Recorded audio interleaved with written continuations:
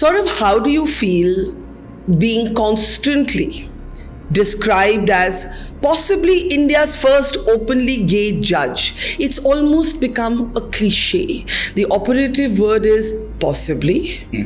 Well, yes.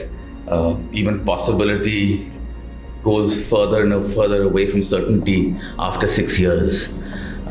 It has been, of course, a long wait for me, and that's true. But in terms of stereotyping and typecasting that you're talking of, I don't think it's unique to me. I have opened a chapter of discussion on gay rights in India. That does make me happy. It gives me satisfaction.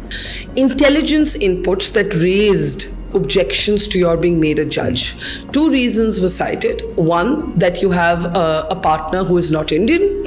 And second, that you were so passionately attached to the sort of cause of LGBTQ rights that you would not be neutral. So have you stopped being hopeful about this happening? I am as less hopeful as I was from day one. How does your partner feel about being a news headline every few months? I think he's probably not as used to it as I am. Secondly, a lot of the trolling happens in our country not on Twitter and on other social media. It happens on WhatsApp. Yeah. And that is no way a judge can avoid, because that will be sent to your WhatsApp. So you open your phone, even content that you have not chosen to see will come into your phone. Do you get a lot of that? Oh yes, I get.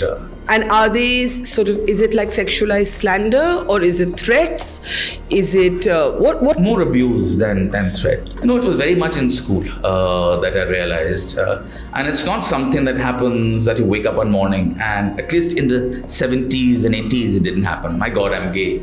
Because the idea of sex was also such a closed subject.